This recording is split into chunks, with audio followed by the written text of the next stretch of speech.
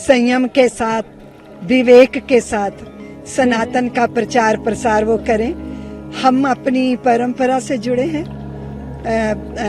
निरंजनी अखाड़े की परंपरा से, इसलिए मैं बहुत आनंदित हूँ।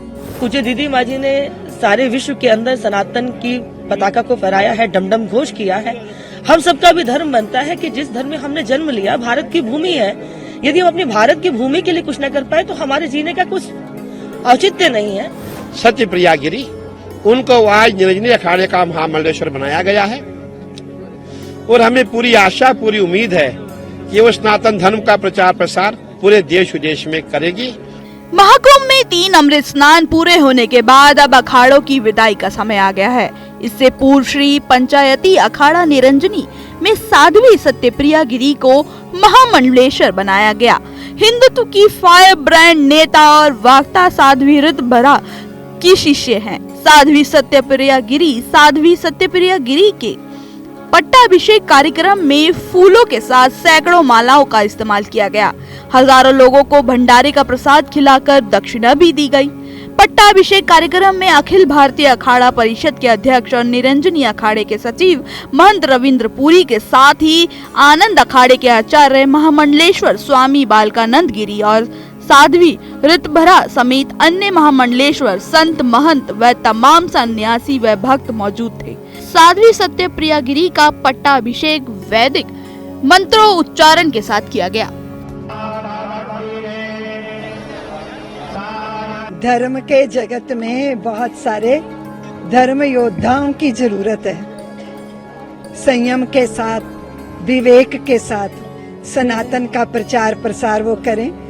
हम अपनी परंपरा से जुड़े हैं, निरंजनी अखाड़े की परंपरा से, इसलिए मैं बहुत आनंदित हूँ और पूरे भारत के सनातन जगत से मैं निवेदन करती हूँ।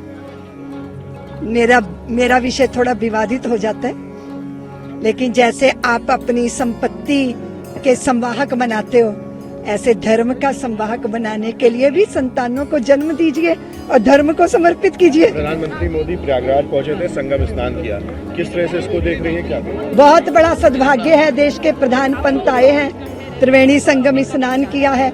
इससे हमारे सनातन की परंपरा का पोषण भी होता है और सबको बहुत आनंद होता है। देखिए, बहुसंख्यक समाज की परंपरा का सम्मान ये हो रहा है, इससे भारी आनंद है।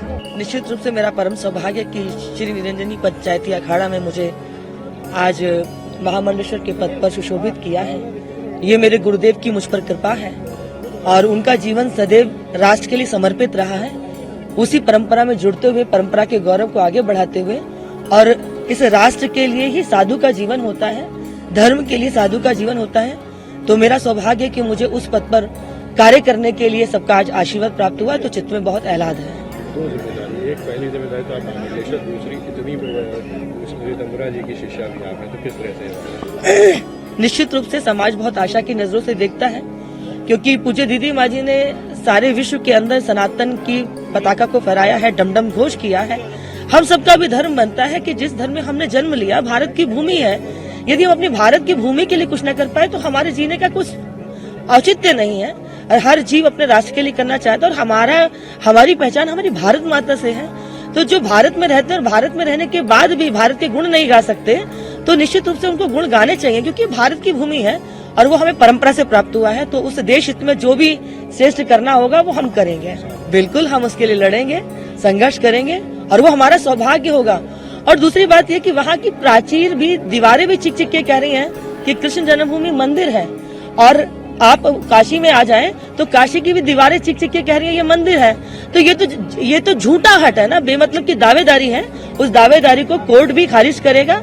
और सनातन दीदी माँ एक बात कहते हैं कि जब तक बच्चा नहीं रोता तब तक माँ भी दूध नहीं पिलाती। संपूर्ण सनातनी समाज एकत्र हो जाएगा तो निश्चित रूप से हमें ये दोनों स्थान शीघ्रता पूर्वक प्राप्त होंगे। बिल्कुल लड़ेंगे।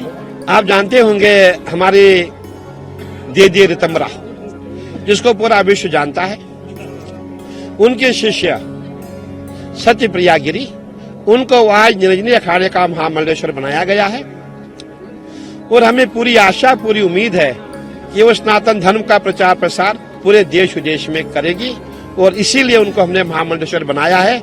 और अभी 2 दिन के पश्चात हम जितने भी शैव अखाड़े हैं सभी वाराणसी के लिए कूच करेंगे। कुल मिलाकर कितने महामंडलेश्वर? देखिए, अगर आप पूछेंगे, मैं समझता हूँ करीबन 16 महामंडलेश्वर अभी हमने इसमें महाकुंभ में बनाए हैं।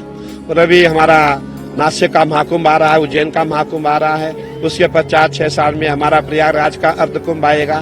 तो जितने भी महामंडलेश्वर मैं समझता कुंभ में ही बनाए जाते हैं और करीबन 6 साल में हमारे करीबन 100 मंडलेश्वर हो ही जाएंगे, ऐसा प्रयास किया जा रहा है।